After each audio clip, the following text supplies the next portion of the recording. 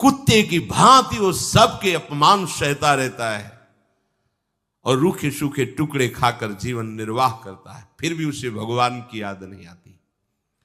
मृत्यु का समय जब निकट आता है तो वायु उत्क्रमण से इसकी पुतलियां चढ़ जाती हैं, श्वास प्रश्वास की नलिकाओं में वायु आना जाना रुक जाता है, कफ भर जाता है।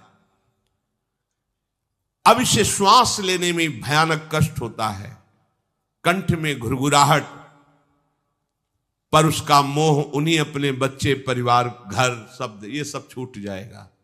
बड़ी दुर्गति है। अंतिम समय क्या सोच रहा है? ये पत्नी छूट जाएगी, बेटे छूट जाए, और बेटों ने क्या उनके साथ व्यवहार किया, ये मोह है।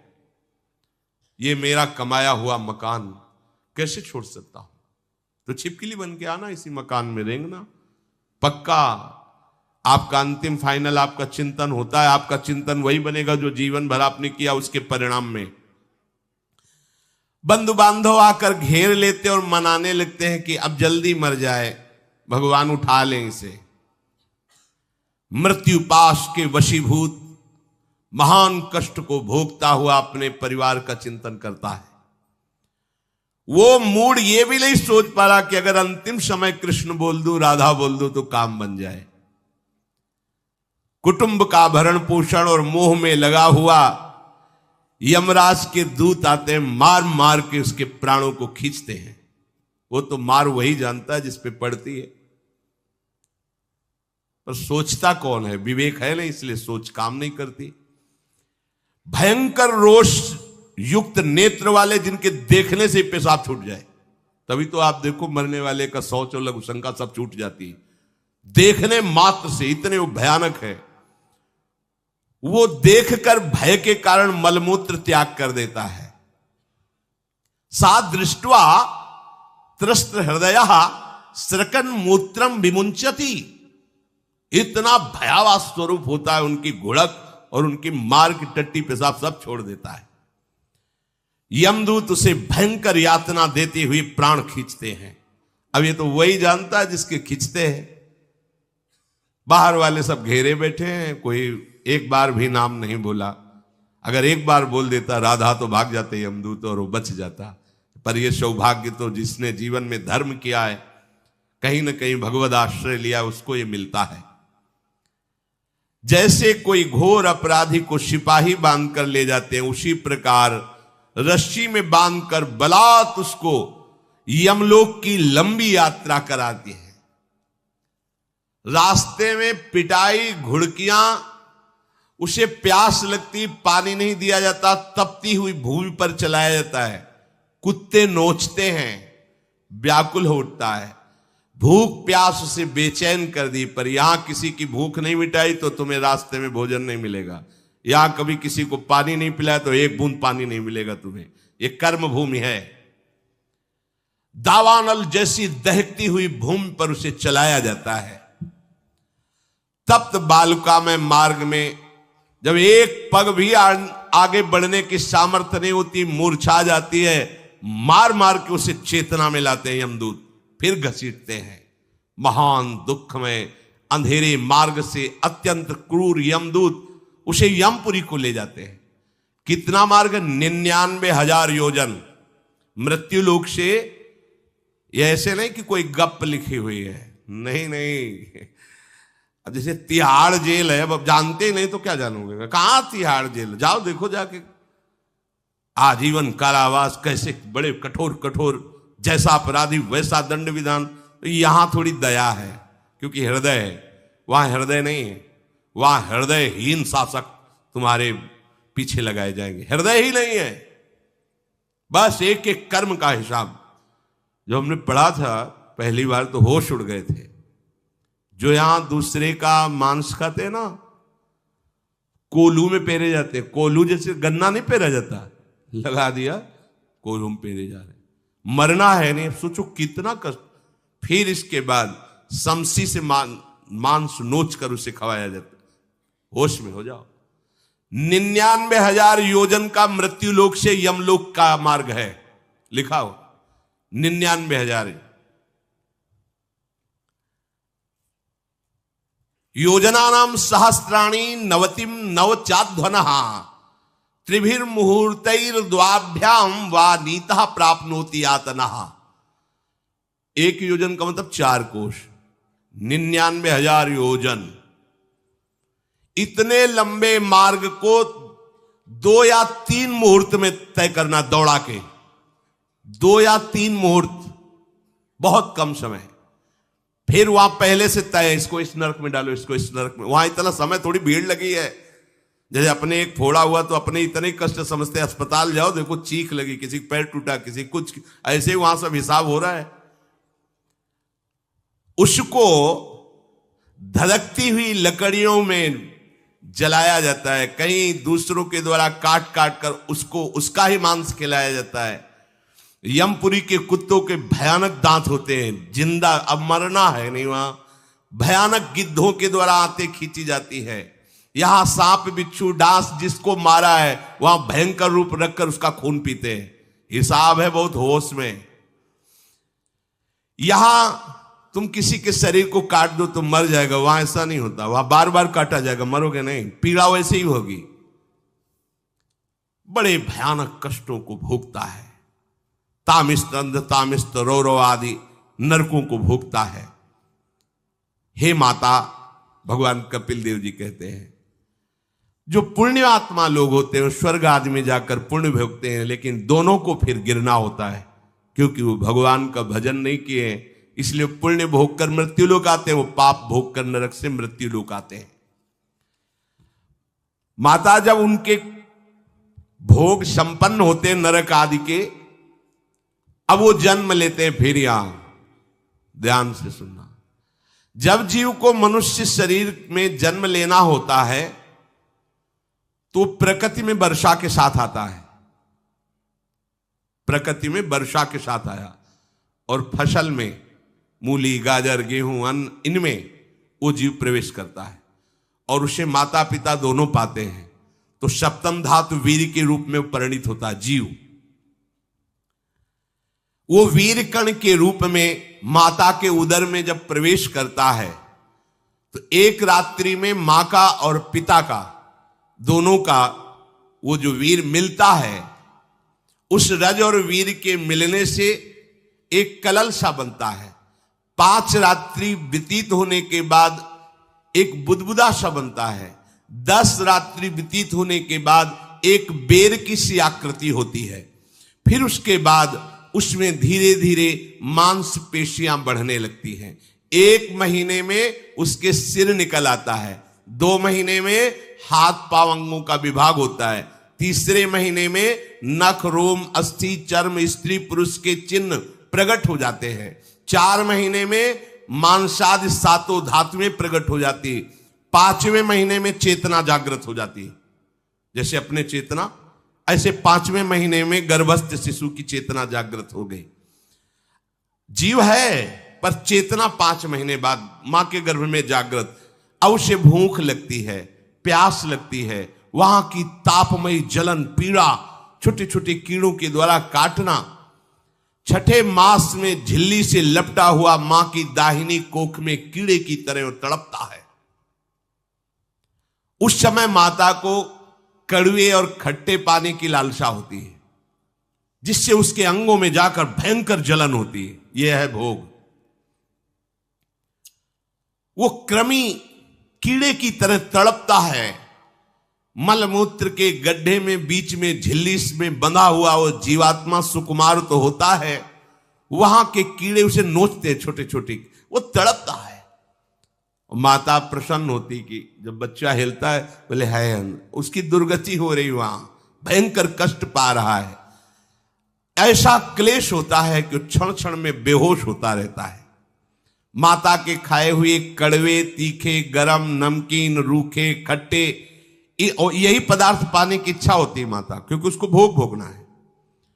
उसके कोमल शरीर में भयानक पीड़ा होती है जब माता ऐसे पदार्थ खाती है। गर्भाशय की झिल्ली में लिपटा हुआ, आंतों और मलमूत्र से घिरा हुआ सिर, पेट की और पीठ और गर्दन एक कुंडलाकार ऐसे कंकण जैसा, ऐसी आकृति गर्भस्थ शिशु की होती है। पिंजड़े में बंद पक्षी के समान पराधीन, ना तो वो हिल डुल सकता है ना बोल सकता है, बड़ा असमर्थ दुख को भोग रहा है, चेतना पूरी है। इसी समय भगवान द्रवित होकर उसे ज्ञान देते हैं, गर्भस्थ शिशु को, सबको।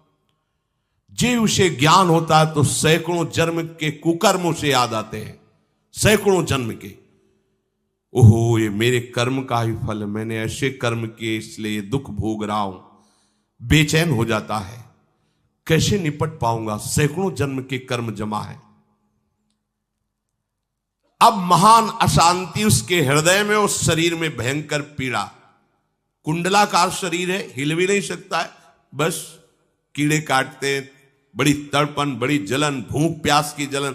अब एक और भयानक जलन हुई, उसे स्मरण हो जाता है कई जन्मों के, सैकड़ों जन्मों के पाप कर्मों का। 7वां महीना आरंभ हुआ कि ज्ञान का उन्मेष हो गया। अब प्रसूति वायु उसे चला रही है, तड़पता है वो।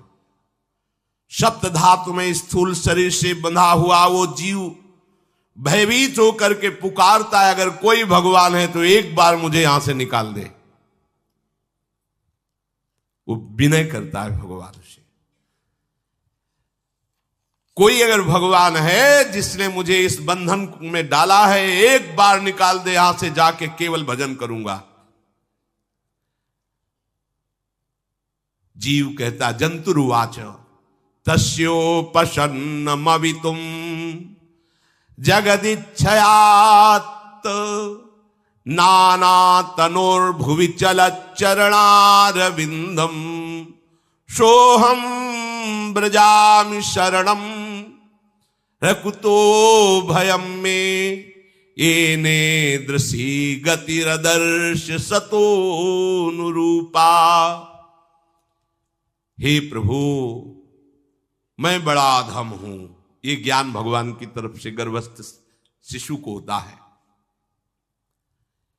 देखो, स्वयं वो इतना कष्ट पा रहा है, फिर जब आप गर्भ हत्या करते हैं तो आपका पाप कितना बड़ा होगा, सोचो। सब माताओं से विनय है, संयम से रहो, सावधान रहो। ये हत्या ऐसी नहीं कि तुम्हारे दान पुण्य से क्षमा हो जाएगी।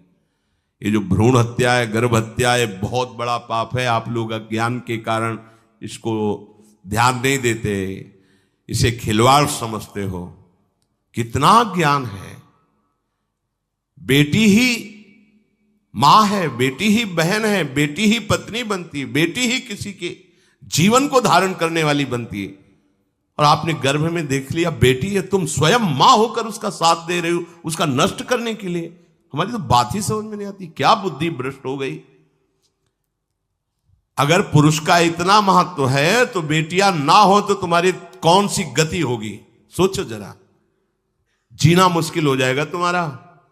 तुम पुरुष किस काम के रह जाओगे। तुम्हारा अर्धांग काट दिया जाए तो तुम कैसे होगे। ये स्त्री स्वरूप अर्धांग है। जिस घर में मां बहन नहीं है, स्त्री स्वरूप नहीं, श्मशान जैसा वो होता है। ध्यान दीजिए, ये बहुत बड़ी गलती है जो अपनी बेटियों की हत्या करते हैं। और ये वो पाप है जो अक्षम्य अपराध है। स्त्री हत्या करना शास्त्रों में बहुत बड़ा पाप कहा गया है। फिर वो तो बच्चा है, बिल्कुल नहीं। जिनसे हो गया है, श्रीमद् भागवत का सप्ताह मूल संस्कृत से सुनो और भगवान से प्रायश्चित प्रार्थना करो कि हे नाथ, भूल से गलती हो गई, दूसरा कोई उपाय नहीं। ध्यान से समझ लीजिए, तुम्हारे भ्रूण हत्या, गर्भ हत्या के पाप को नष्ट करने में एकमात्र श्रीमद् भागवत समर्थ है, दूसरा कोई नहीं। कोई दान पुण्य तीर्थ स्नान तुम्हें क्षमा नहीं कर पाएगा। यह ऐसा महापाप है। अगर हृदय में जलन करके और मूल संस्कृत के द्वारा पूरी 7 दिन में भागवत श्रवण की जाए नियम से, तो भागवत समर्थ है, इस हत्या के पाप से भी आपको मुक्त कर देगी। जिनके ऐसे हत्या हो गई हो करवा लो, नहीं तो बुद्धि आगे भ्रष्ट करके तुम्हें हरि गुरु से विमुख कर देगा। ये पाप ऐसा नहीं कि तुम्हें 2-4 माला घुमाने से क्षमा हो जाएगा। ये महत अपराध है।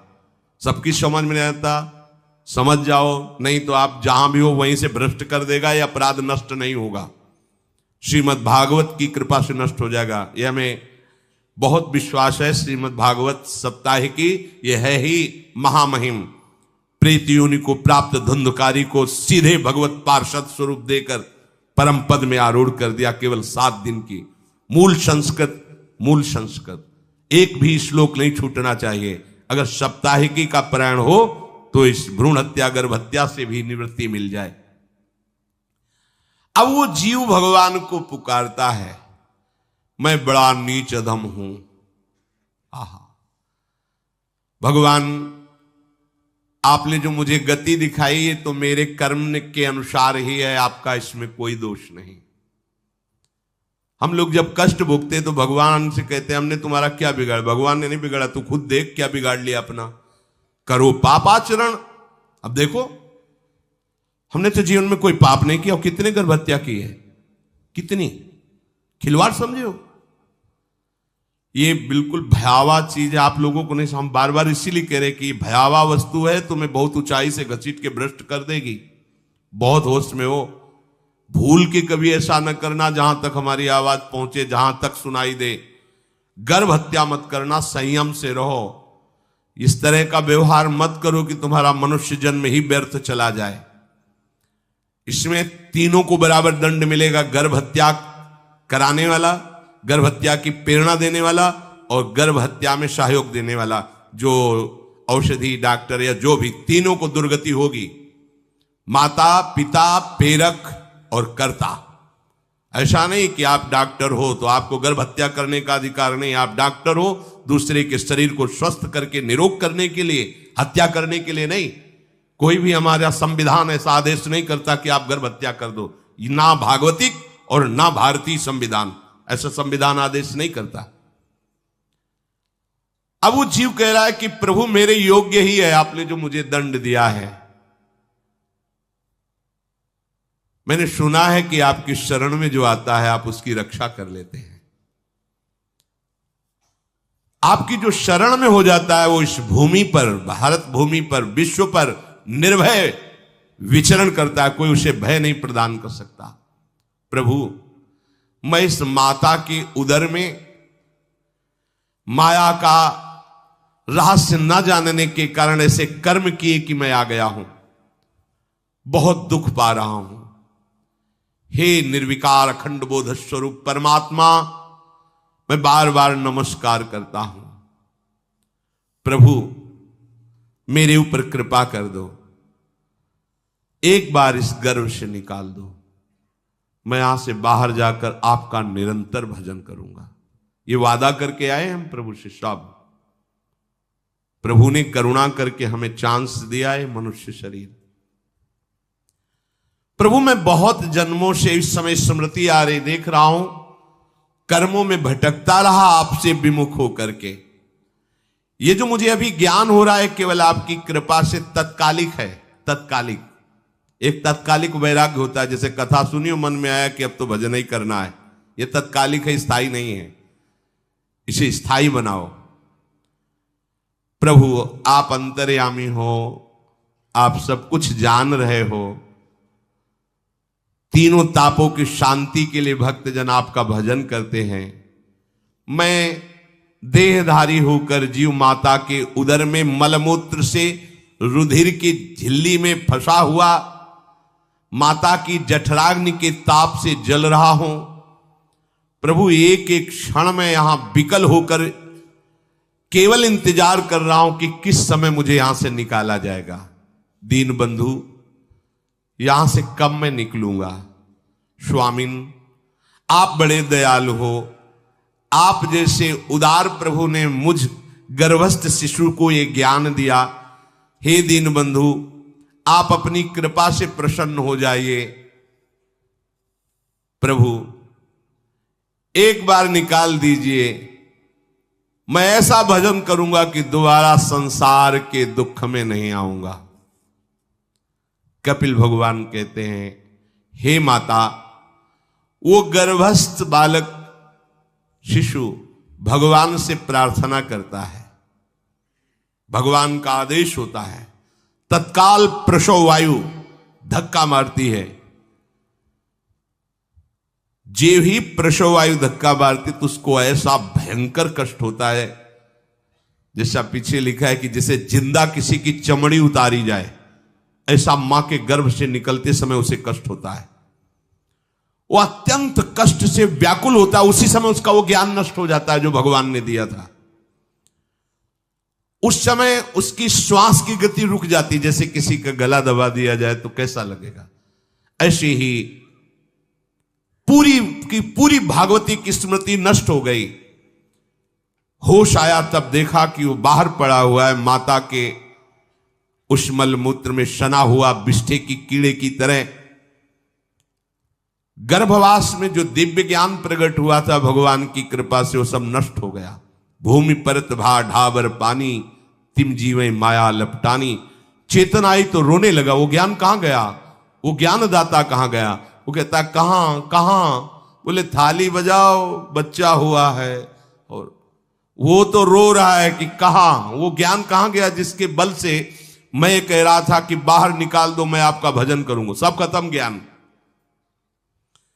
जो लोग उसका अभिप्राय नहीं समझते, वो उत्सव मनाते हैं, बालक हुआ है, वो रो रहा है, वो कहां गया ज्ञान, कहां कहां कहां। छोटा बालक यही रोक कहता कहां।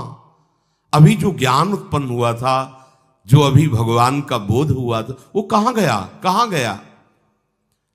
घर परिवार के लोग उसका पालन पोषण करते रहते हैं, उसमें कोई निषेध करने की शक्ति नहीं हो रही। मच्छर काट रहा है, दुख हो रहा है, हटा नहीं सकता बालक।